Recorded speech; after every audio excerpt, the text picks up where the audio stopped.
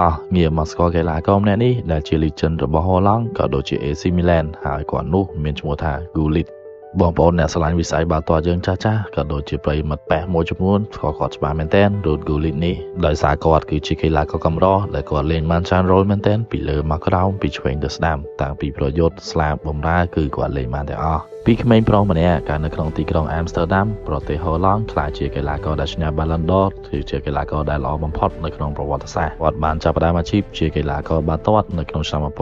1979ជាមួយនឹងក្លឹប FC Haarlem ដែលជាក្លឹបនៅក្នុងប្រទេសរបស់គាត់ប្រើពេលរយៈពេល5ឆ្នាំដើម្បីលូតដំខ្លួនគាត់ក៏បានមានឱកាសផ្ទេរមកកាន់ក្លឹបធំ Feyenoord នៅក្នុងឆ្នាំ2002គាត់បានផ្លាស់មក Feyenoord ហើយក៏មានឱកាសលេងជាមួយស្ដេចបាល់ទាត់ Johan Cruyff ដែរមកទីនេះបានមួយឆ្នាំគាត់បានជួយឲ្យក្លឹបលើកពាន2ជាប់គ្នាគឺពានលីក1និងពាន KNVB Cup 1នៅជាមួយ Feyenoord ត្រឹមតែ2ឆ្នាំប៉ុណ្ណោះគាត់ក៏បានសម្រេចចិត្តផ្លាស់មកកាន់ PSV ដែលជាក្លឹបរួមលីកមកដល់ PSV ត្រឹមតែមួយរដូវកាលប៉ុណ្ណោះគាត់ក៏បានជួយឲ្យ PSV លើកពានលីកទៀតហើយរហូតមកដល់ឆ្នាំ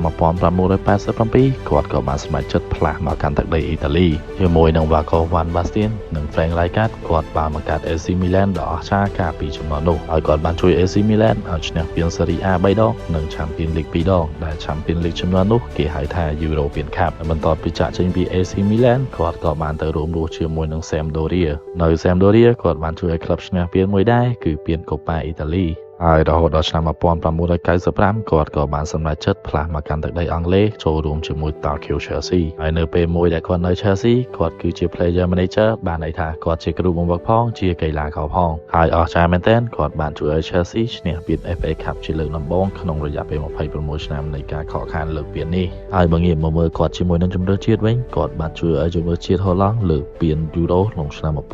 1988ដែលពេលនោះគាត់ជាកាពីតានក្រុមហើយគួរបញ្ជាក់ផងដែរថាពាន Euro ឆ្នាំ1988នោះគឺជាពានប្រវត្តិសាស្ត្រទី1របស់ Holland នេះឯងរាប់មកដល់បច្ចុប្បន្នអាន័យថាមកដល់សប្តាហ៍ថ្ងៃនេះ Holland មានតែពាននេះមួយប៉ុណ្ណោះហើយបើមើលអាជីពជាគ្រូបង្វឹករបស់គាត់វិញរាប់តាំងពី player manager ជាមួយ Chelsea បន្ទាប់ពីចេញពី Chelsea គាត់បានទៅដឹកនាំ Newcastle មកដល់វគ្គផ្ដាច់ព្រ័ត្រពានរង្វាន់ FA Cup តែរងទទួលបរាជ័យក្រោមថ្វីដៃរបស់ Manchester United កាលពីឆ្នាំ1999បន្ទាប់មកទៀតគាត់បានត្រឡប់ទៅទឹកដីកំណើតរបស់ខ្លួនវិញដើម្បីទៅដឹកនាំក្លឹបចាស់របស់គាត់ Feyenoord ហើយចេញពី Feyenoord គាត់ក៏បានទៅទឹកដីអាមេរិកទៅដឹកនាំក្លឹប LA Galaxy ដែលបច្ចុប្បន្នមាន Marco Reus និង Ricky Puig នៅលេងរាប់មកវិញបាននិយាយពីជីវប្រវត្តិរបស់គាត់គឺគាត់ទៅក្លឹបណាគឺលើកពានក្លឹបនឹងតែម្ដងយ៉ាងអន់ណាស់ក៏បានឡើងទៅវគ្គ final ដែរហើយបើងាកមកមើលគាត់នៅក្នុងប៉ែវិញ rate របស់គាត់ខ្ពស់មែនទែនដូចជា physical contact header finishing passing គឺបានមួយចប់តែម្ដងហើយ admin ក៏មានកាន់106របស់គាត់មកគ្របដែរហើយបើសិនជាអ្នកទាំងអស់គ្នាចង់លេង friendly pass នេះអាចចូលក្រុម admin បានដែលមាន link នៅលើ bio ស្រាប់